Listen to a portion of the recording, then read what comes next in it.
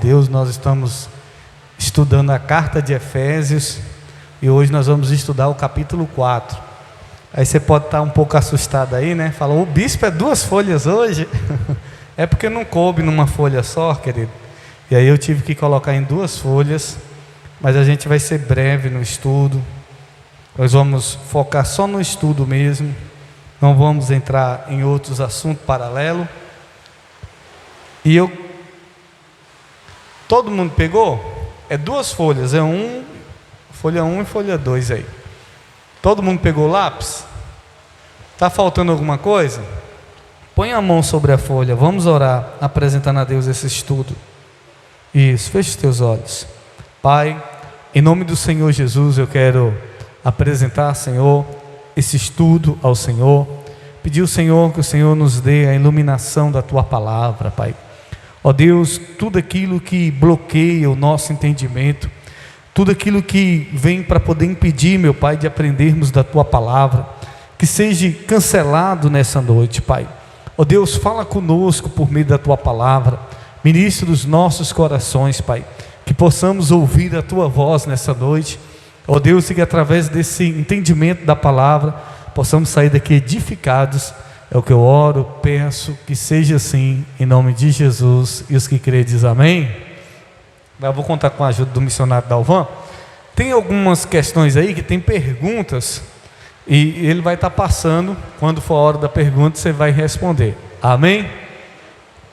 Queridos, nós estamos trazendo uma explicação mais detalhada, de capítulo por capítulo da Bíblia. Nesse período nós estamos estudando Efésios. Não quer dizer que todos os meses vai ser assim. Quando terminar Efésios, nós vamos dar uma pausa, vamos estudar alguns temas aleatórios e depois nós vamos retornar para outro capítulo. Amém? Essa folha tem a explicação do capítulo 4 de Efésios, versículo por versículo. Se você quiser conferir na sua Bíblia, você pode, mas está a explicação versículo por versículo. Tem o versículo, e aí onde tem esse rapazinho aí com esse quadrinho, tem a explicação. Aonde tem a Bíbliazinha, o livrozinho aberto, é o versículo. Então nós vamos ler o versículo 1 a seguir, trazendo o entendimento de cada passagem. Qualquer dúvida, qualquer pergunta em relação ao tema que está aqui, vocês podem levantar a mão e fazer a pergunta, amém? E nas perguntas que tiverem na folha, nós vamos dar a oportunidade para vocês participarem e a gente responder junto.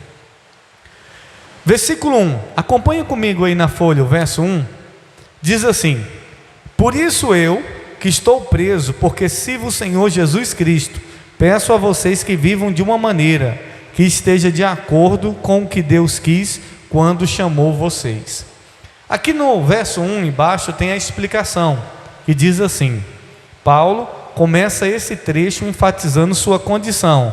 A condição de Paulo era de quê? Prisioneiro,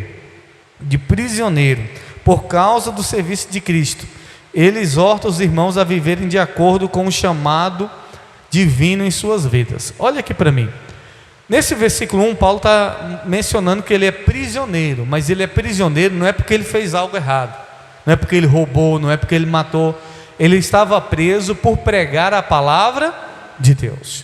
Eu pergunto você, se hoje tivesse uma lei que dissesse que se pregasse a palavra de Deus iria ser preso, você teria coragem de continuar pregando a palavra de Deus?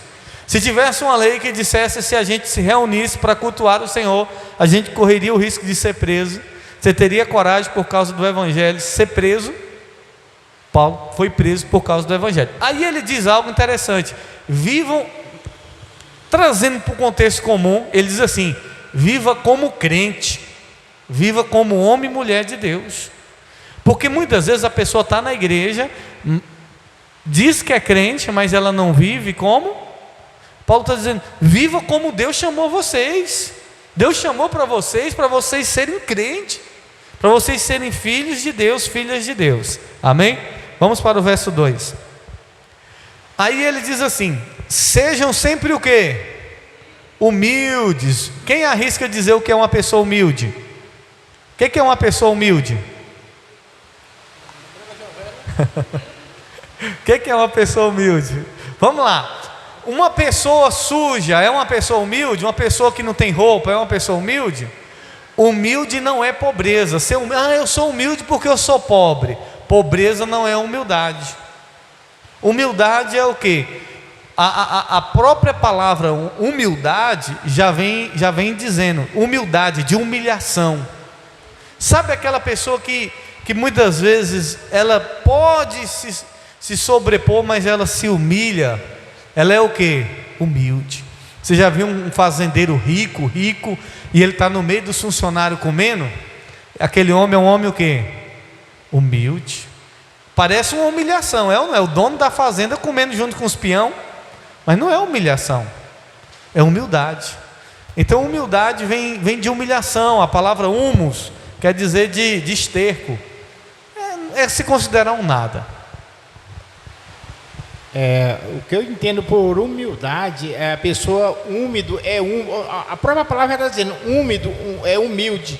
Humilde, a pessoa está exposta a tudo, entendeu? A pessoa flexível, a pessoa amável, a pessoa que tem humildade, a pessoa molhada, a pessoa seca, aquela pessoa que não é dura, né? A pessoa flexível. Isso. Então, às vezes, não, mas fulano é rico e não é humilde. Não tem nada a ver as coisas materiais com humildade, nada a ver, entendeu?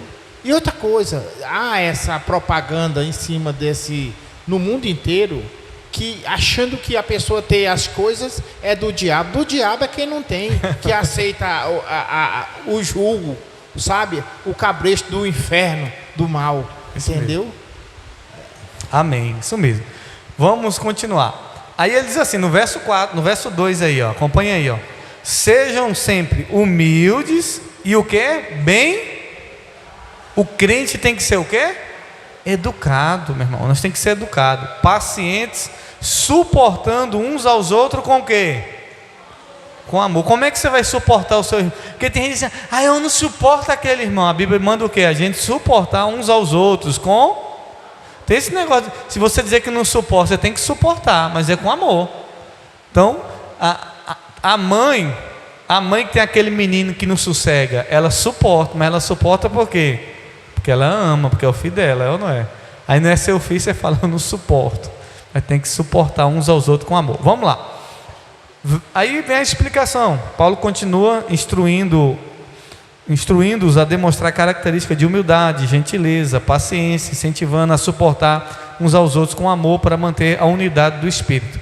Verso 3, aí tem uma pergunta, e o missionário Dalvão vai deixar o microfone com um de vocês para responder. O verso 3 de Efésios 4 diz assim: façam tudo para conservar, por meio da paz, que une vocês à união que o Espírito dá. Aí tem uma pergunta que diz assim, a evangelista Cleide que vai responder: qual é o vínculo da paz que os crentes são encorajados a perseverar? A concordância em todos os assuntos? A paz com as autoridades terrenas ou a unidade do Espírito? O que a gente tem que... Qual é o vínculo da paz que os crentes são encorajados a perseverar? Eu acho que é a unidade do Espírito. Isso, é o que o versículo diz, a união que o Espírito... O que é a unidade do Espírito? É a união que o Espírito Santo faz.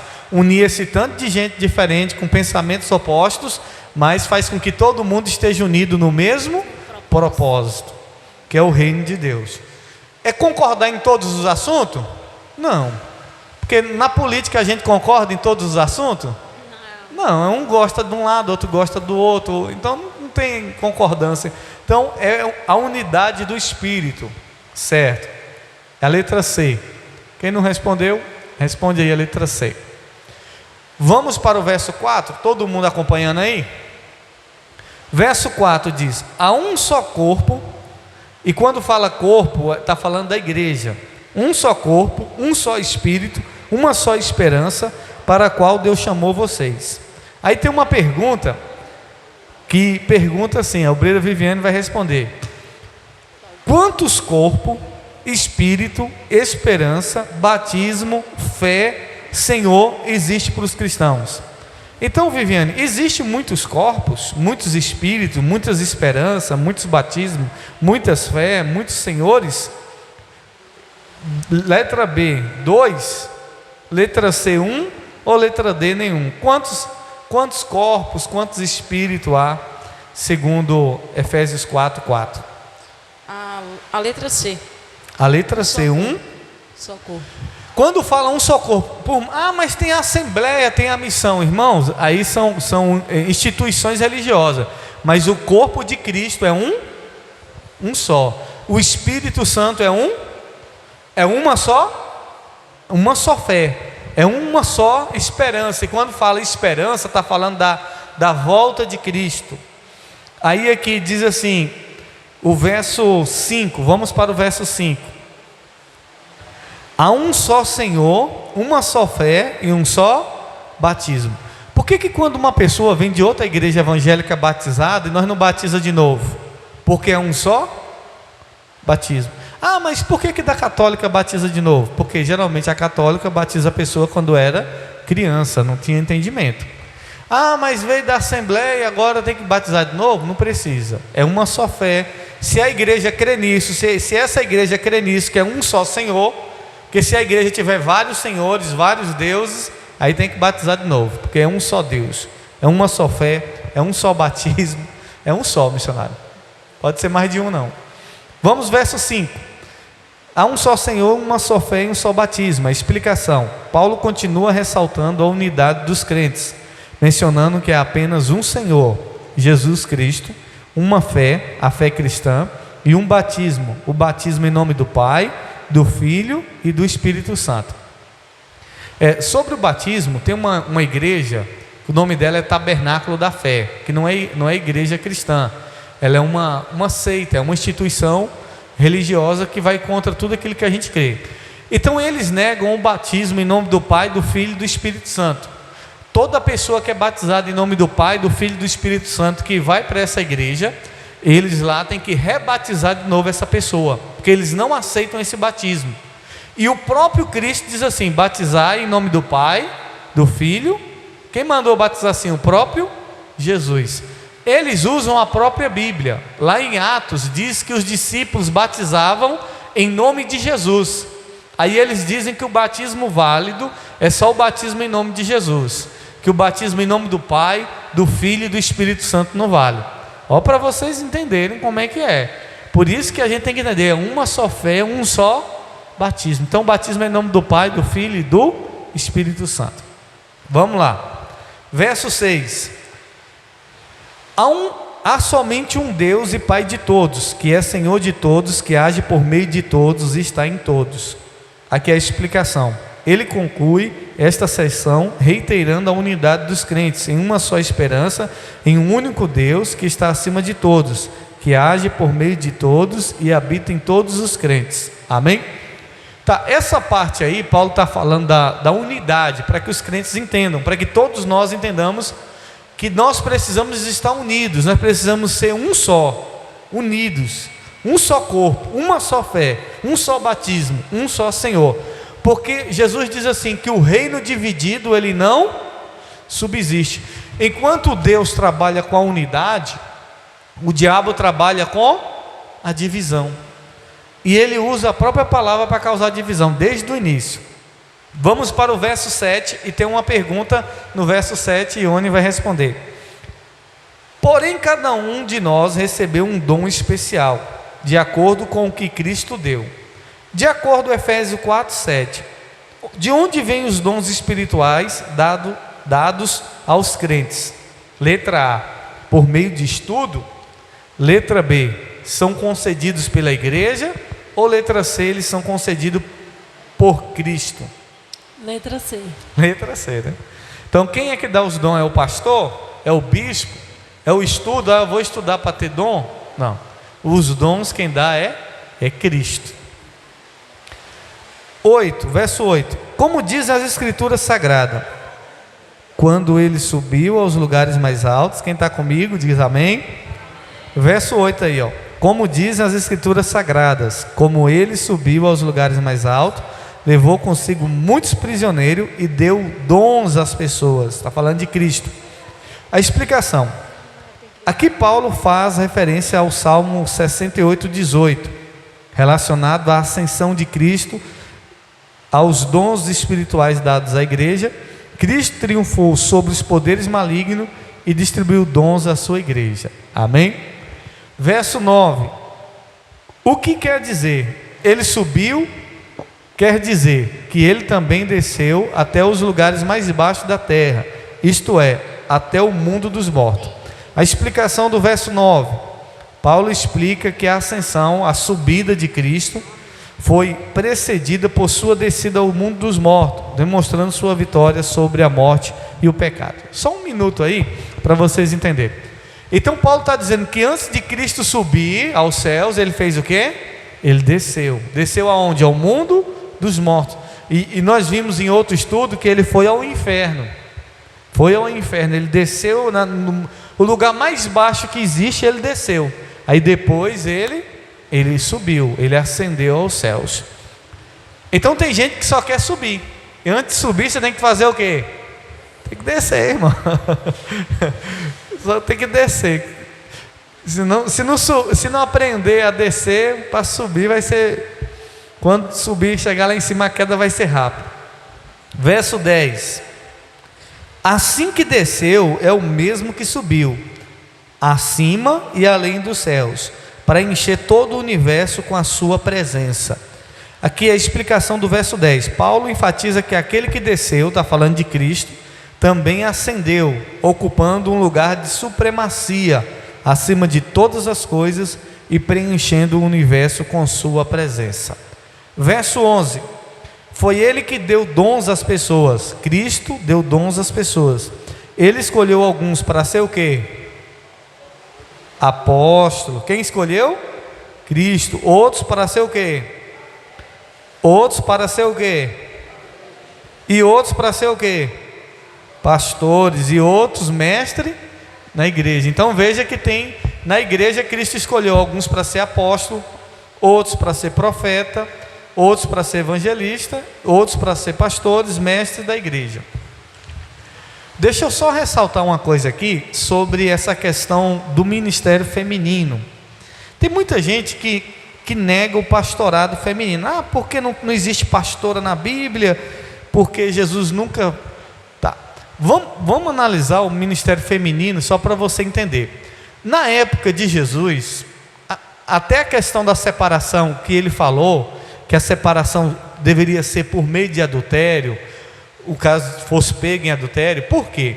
Na época de Jesus era assim: o homem, se ele olhasse para a mulher e a mulher tivesse com cara feia, ele podia dar carta de divórcio para ela. Se um dia a mulher tivesse com um bafo de onça, ele dizia: não quero você mais não, ele podia casar aqui agora, daqui 20 minutos, aproveitou da mulher, teve a lua de mel e disse assim: quero mais não, está liberada. Aí essa mulher ia ficar repudiada, ninguém queria mais casar com essa mulher. Essa mulher na época não tinha trabalho, não tinha pensão, a mulher não tinha valor, não tinha valor. O dia que o homem quiser, a mulher era uma escrava, ela tinha que ficar aos pés, porque no dia que o marido dissesse assim: ó, quero você mais não, toma a carta de divórcio, pronto, e dava a carta de divórcio, o povo hoje já separa por nada, é ou não é? Imagina naquela época a mulher era desprezada. Imagina naquela época que a mulher não tinha valor. Aí agora não tinha mais quem cuidar, muitos iam... Vocês estão entendendo? Aí quem veio valorizar as mulheres? Jesus. E as primeiras a pregar sobre a ressurreição de Cristo, sabe quem foi? Foi as mulheres. Numa época que as mulheres não tinham direito, não tinha nada. Então nós vemos que o ministério de Jesus era as mulheres que bancavam. Por que Jesus não escolheu mulheres naquela época, bispo, para ser as discípulas dele? Por causa da cultura da época. Então, existe a cultura. Se fosse nos dias de hoje, puxa, o que ia mais ter era apóstola, discípula ali no ministério de Jesus. Naquela época, até para começar o ministério, Jesus teve que esperar a cultura da época. Ele começou com quantos anos? Com 30. Porque uma pessoa só podia começar o seu ministério com 30 anos. Era a lei da época, era a regra da época. Então Jesus, ele fez tudo conforme a cultura daquela época que ele estava vivendo e conforme a palavra de Deus. Então tem muita... porque Se não tivesse o ministério pastorado, você acha que Deus derramaria o Espírito dele sobre as mulheres? Se não pode, não, a mulher não pode ser pastora, então você acha que o Espírito Santo vai derramar dons sobre ela? Se não pode, o próprio Deus ia bloquear sobre a vida dela, não pode? Por quê? Porque o casamento, quando não está bem, Deus diz assim na sua palavra, nós vimos aqui já no estudo: olha, se conserte com a sua mulher para que as suas orações não sejam impedidas de ser ouvidas. Se o casamento tiver ali o casal brigado, Deus não vai ouvir as orações. Agora, tantas mulheres aí cheias do Espírito Santo, usadas, vocês mulheres que estão aqui cheias de Deus, usadas, amém? Então, não fica focado, porque não tem isso, não tem aquilo, não, irmã, tem. Deus ele fez a mulher para ser uma bênção, e a igreja que mais tem é a mulher mais sensível à voz de Deus, os homens é mais duro. Vamos lá, próxima folha aí, vou explicar agora. Paulo explica que os dons dados para Cristo à igreja inclui diferentes funções e ministério, como apóstolo, profeta, evangelista, pastores e mestres, com o propósito de edificar e equipar a igreja. Verso 12: ele fez isso para preparar o povo de Deus para o serviço cristão, a fim de construir o corpo de Cristo. Paulo explica aqui, o verso 12, que os dons ministeriais foram dados por Cristo para capacitar os crentes a servirem os outros e edificarem o corpo de Cristo, que é a igreja. Então, ser pastor é um dom de Deus, ser profeta é um dom, ser um apóstolo é um dom, ser um mestre é um dom de Deus. Vamos para o versículo 13. Todos estão comigo aí no verso 13? Desse modo, todos nós chegaremos a ser um na nossa fé e no nosso conhecimento do Filho de Deus. Assim seremos pessoas maduras e alcançaremos a altura espiritual de Cristo. Então, o propósito dos dons e ministérios na igreja é promover a unidade da fé, do conhecimento de Cristo entre os crentes, levando-os à maturidade espiritual e conformidade. Faltou um R aqui, está aqui. Conformidade com Cristo. O verso agora qual? 14.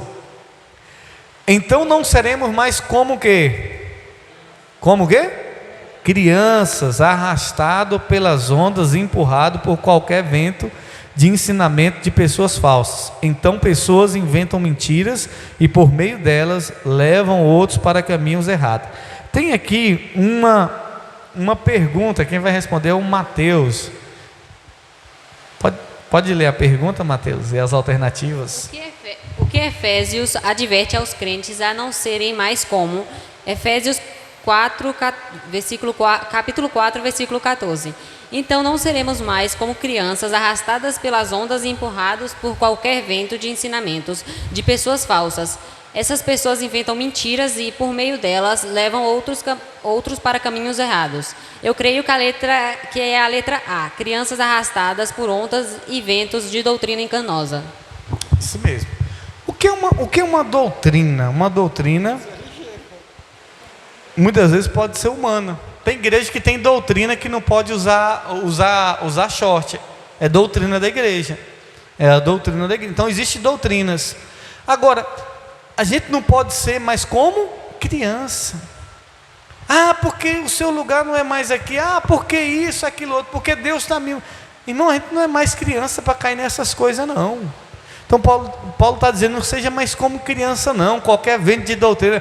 Ah, teve uma que saiu daqui do nosso meio, que saiu porque a pessoa disse que não existe Deus Pai nem Deus Espírito. Só existe Jesus. Jesus é o próprio Pai e o próprio Espírito.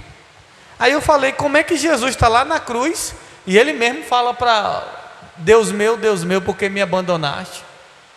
Como é que o próprio Jesus, eu não entendo, a loucura, e o povo acredita nessa loucura, vento de doutrina, e quantos ventos de doutrina tem?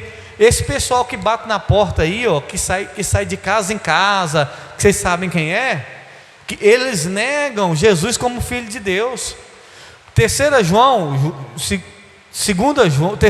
João vai dizer o seguinte: não abra nem a porta para esse povo. A pessoa vai chegar na sua casa e não vai dizer que Jesus é filho de Deus, que Jesus não é o Salvador. Você vai deixar essa pessoa ficar na sua casa dando estudo? Não, irmão, sai fora. Se Jesus não é o filho de Deus, eu não quero saber do estudo de vocês, não. Se Jesus não é o Salvador, eu não quero nem saber. Aí tem gente que senta e fica, e eles ficam ali. Aí você fica igual uma criança. Aí a pessoa muda a sua. Não, você nega Jesus, você não reconhece Jesus como filho de Deus, como Salvador. Quero esse estudo nada. Estou fora. Amém? Tá certo, é isso mesmo, Mateus. Vamos lá, o verso 15.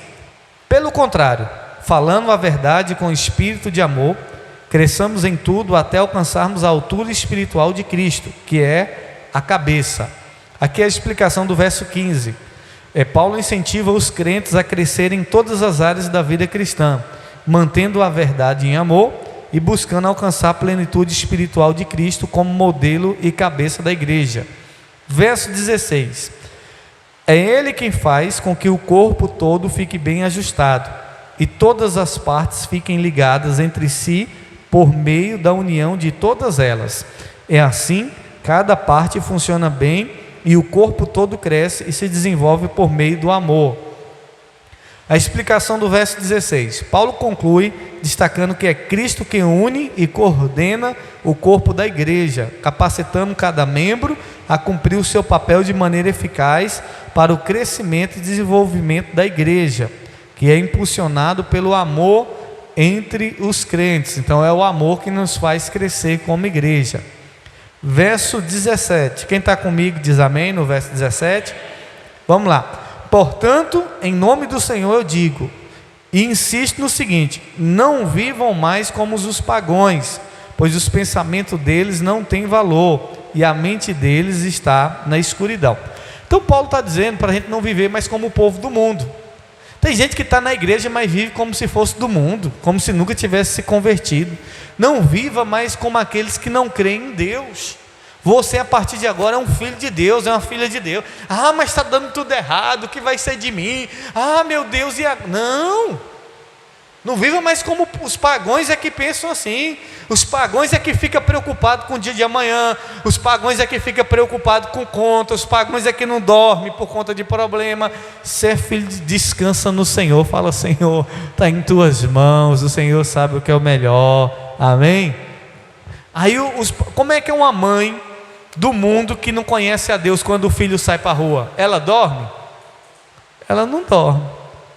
Só que aí muitas vezes você é uma mãe da igreja e quando seu filho sai para a rua, que já está maior de idade muitas vezes, aí você vira à noite: meu Deus, onde é que está meu menininho, minha menininha? Fica que dá preocupação, tem que preocupar, que é filho. Mas quando já está numa idade avançada, é entregar na mão do Senhor e descansar, porque se o Senhor não guardar, em vão vigia o sentinela. Vamos lá, verso 18. Eles perderam toda a vergonha e se entregaram totalmente aos vícios. Eles não têm nenhum controle e fazem todo tipo de coisas indecentes. Aqui é a explicação do verso 18. Paulo descreve que é a condição dos pagãos que vivem em pecado, desenfreado, caracterizado pela perda de todo senso de vergonha, de autodisciplina, entregando-se às práticas imorais indecentes. Realmente, irmãos, essas músicas mundanas mesmo, é só imoralidade. E quando a gente ouve, a gente fica com vergonha. Eu digo: meu Deus, como é que um pai não tem vergonha de deixar dentro de casa botar uma música dessa? Uma imoralidade, uma perversão, só que eles não têm vergonha disso. E aí aquela coisa toda, eu digo: meu Deus, que carnalidade. Então eles vivem assim, eles não têm vergonha, vivem desenfreados no pecado. O verso 19: pois eles fecharam a mente para a verdade e não querem ouvir o que Deus diz, por isso não conseguem entender o que é certo, nem vivem de acordo com a vontade de Deus. A explicação do verso 19: Paulo explica que a razão pelo qual os pagãos vivem uma vida de pecado porque eles rejeitaram a verdade de Deus e se recusam a ouvir a sua palavra, resultando em uma incapacidade de discernir o que é certo e viver na conformidade com a vontade divina. Então Paulo está dizendo que eles se recusaram a ouvir a palavra, e por eles se recusarem a ouvir a palavra, eles estão nesse vício, estão num pecado desenfreado. Você viu que no carnaval teve até a notícia daquela cantora que quando a mulher foi falar que Jesus estava voltando, ela disse que Jesus ia não sei o que, ia macetar o Apocalipse. Então assim, não quer ouvir não. E a imoralidade, a baixaria continua.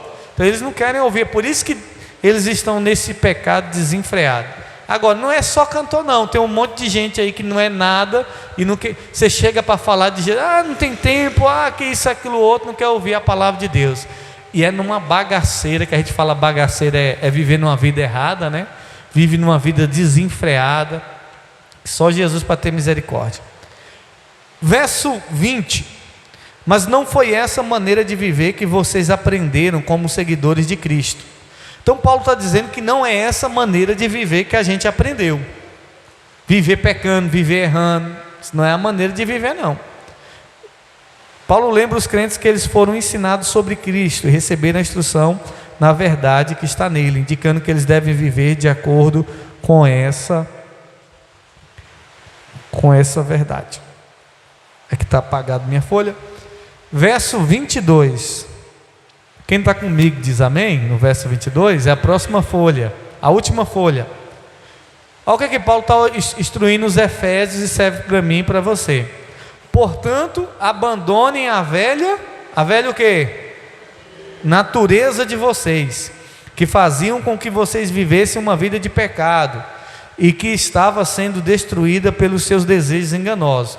Então Paulo está dizendo para nós abandonar os padrões de vida que nós outrora vivia, estão marcados pelo pecado, pela influência de desejos enganosos e que estão em conflito com a verdade de Cristo.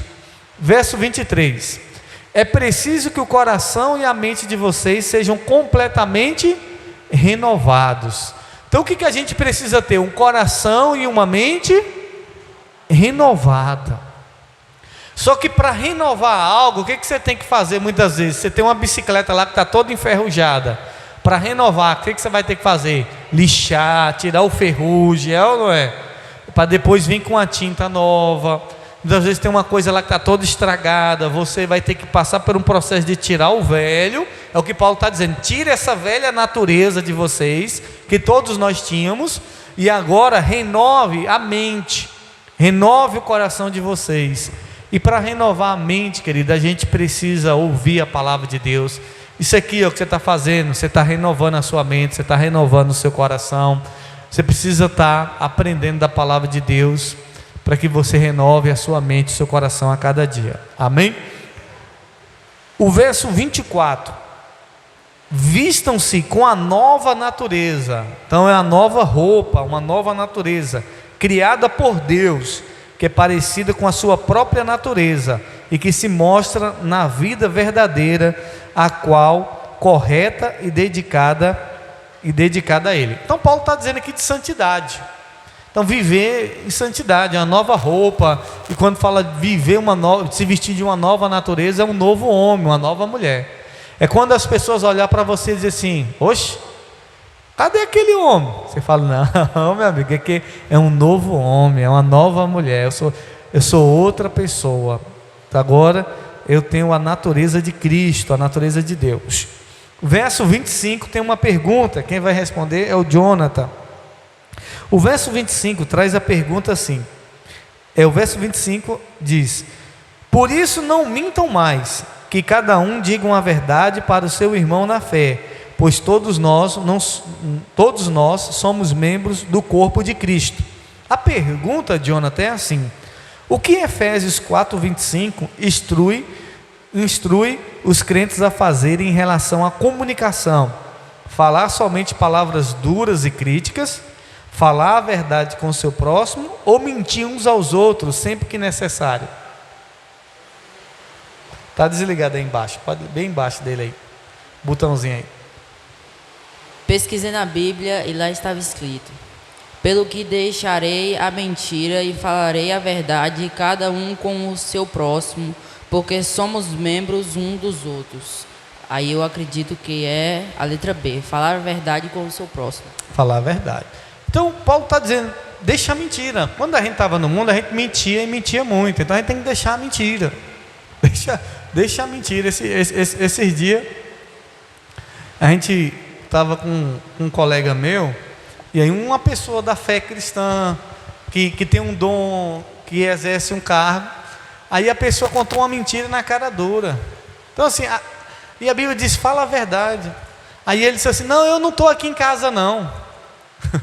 Aí ele começou a gaguejar, quis desfazer lá o áudio lá. Então quando você não está na sua casa, fala, não, eu não estou lá em casa ainda não. É assim ou não é? Ele estava na casa dele, aí ele, não, eu não estou aqui em casa não. Estava na casa. E começou a gaguejar, e que a mentira ficou mais comprida ainda. Então não precisa. Você não quer receber o irmão? Falou, irmão, não estou podendo te atender agora não, vem outra hora. Não precisa mentir, você fala a verdade. Fala, irmão, eu estou aqui em casa, mas eu não estou podendo atender agora não, vem outro dia, tá bom? Ou irmão, vamos marcar para outro dia, nesse momento eu não estou podendo não atender você. Do que a pessoa querer mentir. Irmão, nós não é mais os padrões do mundo, então a gente não precisa mais mentir. O povo do mundo que para poder dizer algo tem que mentir. Algo simples. Tem que mentir, eu não estou aqui em casa não.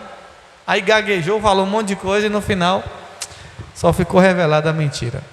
Tem uma pergunta agora no verso 26, quem vai responder? Cristóvão.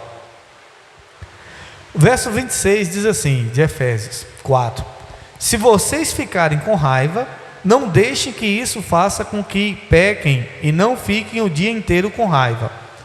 Verso 26 tem uma pergunta, e a pergunta é: qual é o conselho de Paulo sobre a ira, sobre a raiva? Letra A, não permitir que essa ira, que essa raiva persista. Ou a letra B, nutrir e alimentar a ira.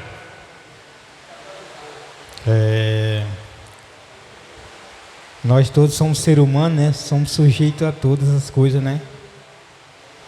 E quem é ser humano, às vezes nós passamos por momentos, né? Que às vezes nós chegamos até a irar, né? Com algumas situações, mas às vezes nós podemos até irar, mas daquela ira nós não venha, daquela ira perseguir a pessoa ou fazer algum mal contra ela. Então o apóstolo Paulo está nos instruindo a não permitir, né, que a ira persista, né? Então todos nós vamos irar. Isso. Mas só que tem que ser passageiro, né? Não pode aquela ira ficar corroendo, que senão a pessoa vai maquinar fazer o mal. Exatamente. Então, é a letra A: irais, mas não pecais. E é interessante que ele mesmo fala, se vocês ficarem com raiva. Então com raiva a gente fica. Mas você não pode deixar essa raiva ficar o dia todo com você. Porque quanto mais raiva você vai... Não, irmão, ficou com raiva, falou, meu Deus, tira essa raiva aqui, tenho que fazer alguma... Procura sair fora dessa raiva logo. Porque tem gente que fica deixando a raiva o dia todo persistir, vai virando, e vai só crescendo. Vamos, para quê? Vamos ver aqui, o versículo 27, ele vai dizer por que você não pode ficar com raiva, deixar essa raiva o dia todo. Verso 27, não deem ao diabo a oportunidade para tentar vocês. Em outras versões fala, não dê o lugar ao diabo. Então uma pessoa que está com raiva o dia todo, ela está dando lugar para quem? Ah, irmão, você com raiva, você pensa fazer coisa boa ou coisa ruim? A pessoa com raiva do menino, o menino cai no cacete quando o menino dentro de casa, que a mãe não bate não, mas quando ela fica com raiva, o pai sai de baixo. Então acaba abrindo oportunidade para poder o diabo agir. Então ele está dizendo, não dê oportunidade o diabo tentar vocês. O obreiro Pedro quer falar. Está desligado aí embaixo. Um botãozinho aí. Bispo, e todos os irmãos aqui, gente, a raiva, a ira, o ódio é um espírito imundo, de tal maneira, tão perigoso, de tal maneira que é um gatilho, porque quando você só faz as coisas com raiva, então a gente tem que ter o cuidado, como o bispo falou, não dê lugar, porque se a gente ficar irado, permanecer na ira, isso é perigoso o dia todo. Tem que ser passageiro, porque a pessoa faz raiva a você naquele momento.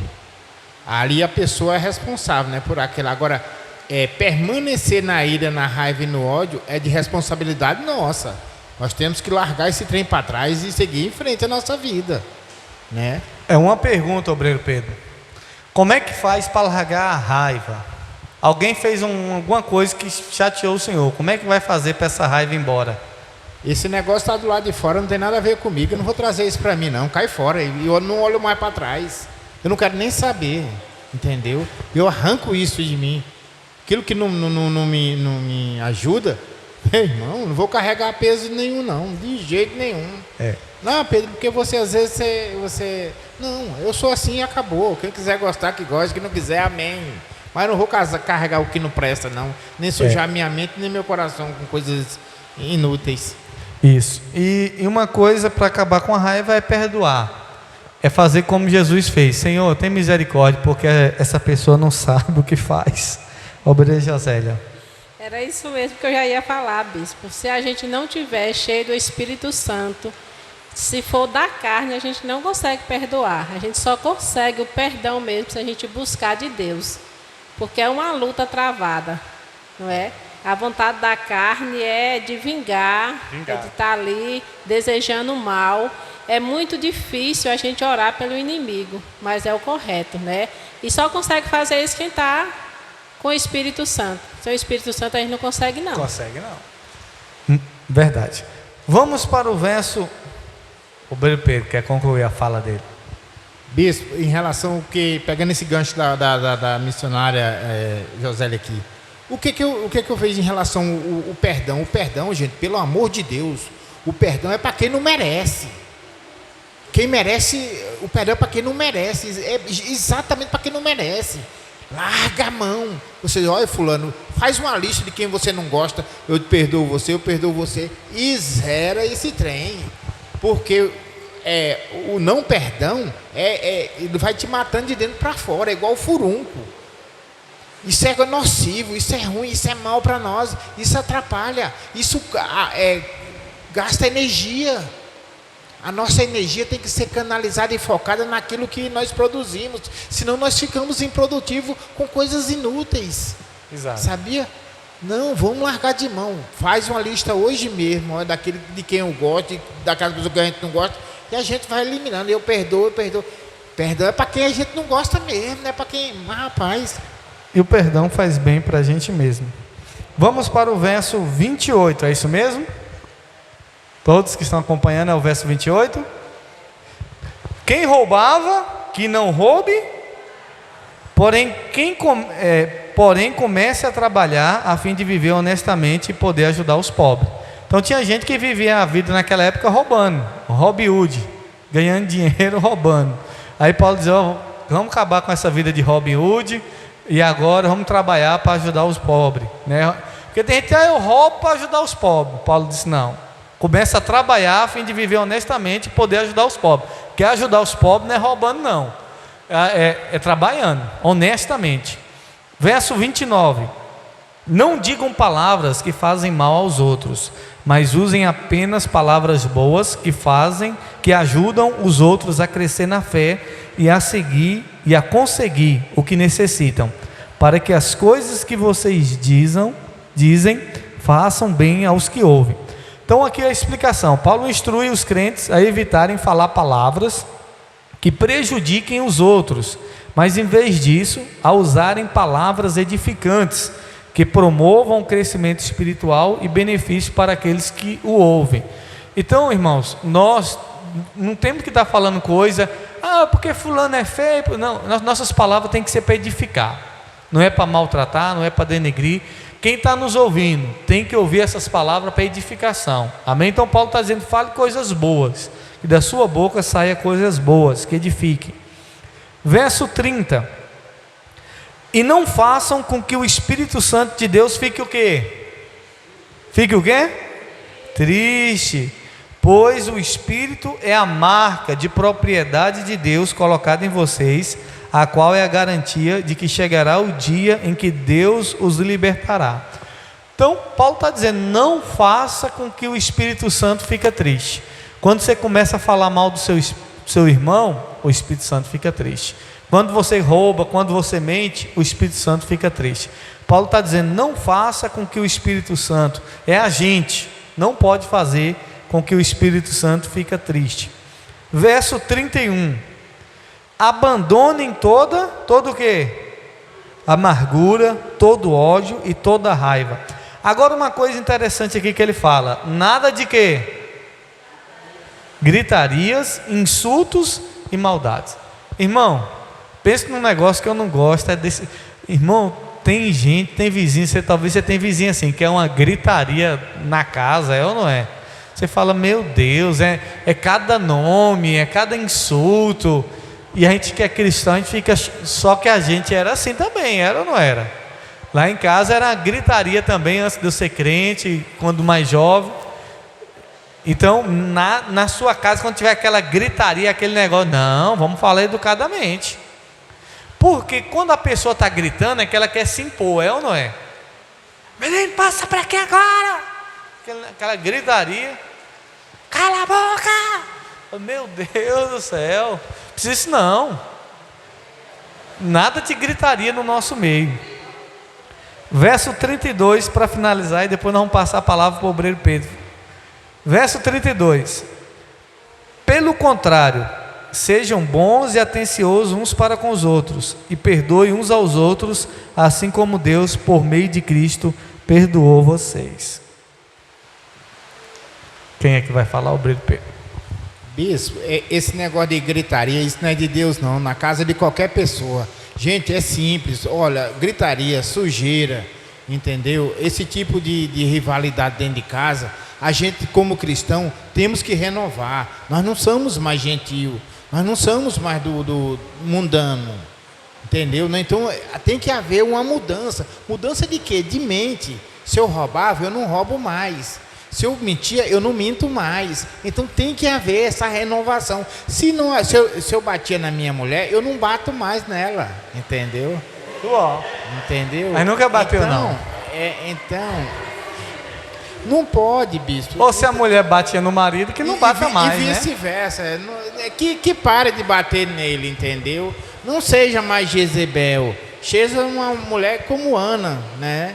Como Maria, uma mulher mansa, suave, dócil. Então, esses hábitos, esses costumes, essa cultura, esses comportamentos, nós temos que largar a mão, deixar de lado, porque isso faz parte da velha natureza, do velho homem, da velha criatura. Hoje eu sou um seguidor de Jesus. O que Jesus fazia? Nós temos que copiar, acompanhar os passos do mestre, do nosso Criador. A partir dele tudo se fez. E não de doutrina, e não de pessoas mal intencionadas, né? Nós temos que ler as escrituras para descobrir isso. É simples o entendimento desse negócio. Aqui já está dando amém. Amém. Tá.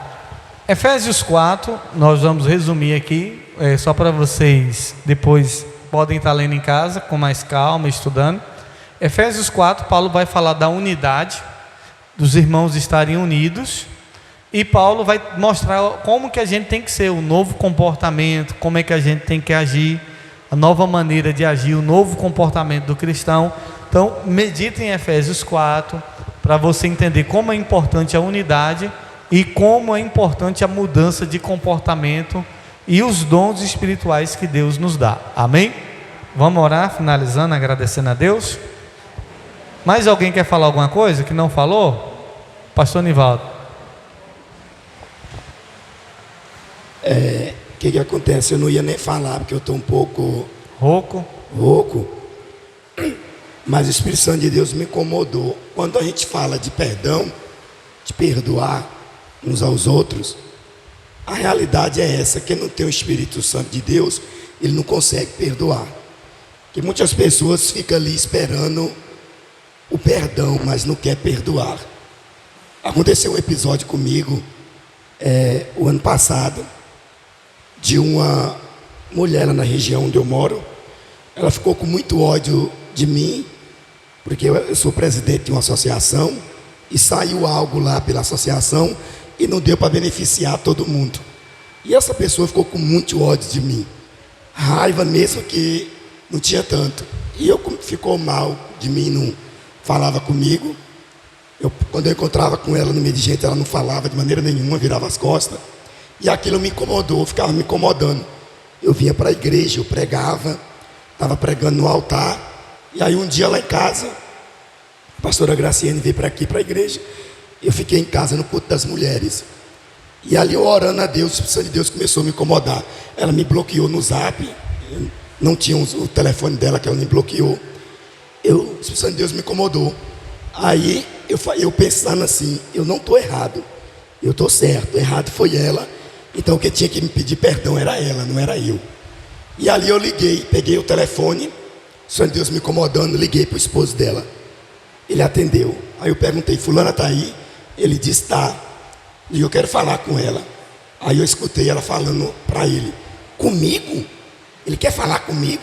Quem é? Aí ele disse. Aí ela pegou o telefone. Aí quando ela pegou o telefone, eu pedi perdão. Foi o que eu fiz, eu pedi perdão a ela. Eu comecei a pedir perdão a ela. E ali quando eu comecei a pedir perdão a ela, ela começou a chorar no telefone. Porque aí eu comecei a pedir perdão a ela e tal, de tal que ela me perdoou. E graças a Deus eu estou em paz com Deus. Mas é assim, se a pessoa não tiver o Espírito Santo de Deus, ele não consegue pedir perdão. Porque ele quer receber o perdão, mas ele não quer pedir, ele não quer pedir perdão. Isso é forte, tá vendo aí? Na cabeça, né? Não espera. Quando a pessoa acha que a gente acha que a gente não vai pedir porque a gente não errou, não fez nada, né? Mas mesmo assim, o certo é a gente ir. Porque quando a gente vai, a pessoa não suporta. Ela diz, meu Deus, vai ficar com vergonha. Eu que causei, eu que deveria ir, e a pessoa veio, né? Então a própria Bíblia diz que é acender brasas vivas na cabeça da pessoa. O apóstolo fala o seguinte, entre uma briga de casal, que briga de casal é um negócio complicado, né? Para resolver, que sempre... Aí quando chega para ele, o casal, ele fala assim, o mais espiritual tem que ir para a cruz. Como assim? Tem que pedir perdão. Quem é mais espiritual vai pedir perdão. É o que o pastor Nivaldo falou e o que o Obreiro José falou. Então, uma pessoa que está cheia do Espírito Santo, ela vai querer ir lá resolver a situação. Quem não está cheio do Espírito Santo vai querer que a outra pessoa venha até... E quem não tem o Espírito Santo, aí que não vai ir mesmo e só vai querer que venha até ela. E nós, como cristãos, temos que mostrar essa diferença. Pois é, meus irmãos. Pegando essa fala de todos aí, o que nós vimos... esse negócio é tão sério, mas é tão sério de tal maneira e profundo, porque a oração de Jesus, o nosso mestre, que nós devemos seguir, né, o único, ela fala assim, perdoai as nossas ofensas. Se você não perdoar, o Pai que está no céu não vai te perdoar. É simples, sua oração não vale nada se você estiver devendo perdão para alguém. Não passa nas regiões celestiais, nem subindo nem descendo. Ela fica segura. Por conta de quê? Por causa do seu orgulho. Porque Deus não trabalha com os orgulhosos, né? Trabalha com os úmidos, os humildes. Porque terra seca não dá frutos. Mas a semente na terra úmida, né, molhada, ela germina e ela dá frutos. Que somos nós, com humildade. Amém, glórias a Deus. Vamos orar? Sexta-feira forte de curas e libertação. Traga alguém, nós estamos na campanha. Se você desapega, o mal desapega. Feche os teus olhos, repita essa oração comigo. Diga, Senhor Jesus, me ensina a viver em unidade, conforme a tua palavra ministrou nessa noite. Diga, Senhor, tira de mim toda raiva, todo ódio, todo sentimento que não vem do Senhor. Diga, Senhor, derrama os teus dons sobre a minha vida. Diga, Deus, me ensina a cada dia mais da tua palavra. Deixa eu orar por você. Pai, confirma essa palavra no coração dos meus irmãos, Pai, que possamos estar em unidade, meu Pai, manter essa unidade que é nos dada por meio do Espírito Santo, através do amor. Ó Deus, que possamos, meu Pai, estar unidos nesse só propósito, meu Pai, de anunciar o teu reino, a tua palavra às pessoas. Ó Deus, que possamos viver, ó Deus, conforme a nova natureza que o Senhor nos deu, Pai. Ó Deus, que em nós, meu Pai, não haja mais, meu Pai, nenhum sentimento maligno como outrora nós vivíamos em um mundo de pecado, meu Pai, roubando, mentindo, enganando, e que tudo isso venha sair do nosso meio. Pai, nos ajuda cada dia a viver na verdade. Ó Espírito Santo, se nós te entristecemos, Espírito Santo, pedimos ao Senhor, nos perdoe por ter entristecido o Senhor. Espírito Santo, perdoe os meus irmãos, se por alguma coisa que eles fizeram entristeceram o Senhor, e ajuda eles a viver de acordo à tua vontade. Pai, nos leve para casa, guardado, protegido, livra de todo mal e nos dê uma noite de paz. Visita também o lar, meu Pai, da irmã Rose, que perdeu a sua irmã, que estava ali lutando, meu Pai, contra um câncer. Ó Deus, ela cumpriu o seu propósito aqui nessa terra, Pai. Fortaleça a família da irmã Rose, meu Pai, da Rosiane. Ó Deus, fortaleça, meu Pai, essa família, meu Pai. Que o teu Espírito Santo possa trazer o consolo, ó Deus, para a dona Regina, a mãe dela. Deus, que o Senhor possa dar força a essa família, Pai. Pai, nós oramos, pedimos que a tua graça esteja sobre eles, em nome de Jesus. Amém. Deus abençoe a todos, cumprimente seu irmão com a paz do Senhor. A folha você pode levar, todas as duas, queridos. Só o lápis que você deixa em cima da mesa, os obreiros vão recolher e depois juntar as mesas.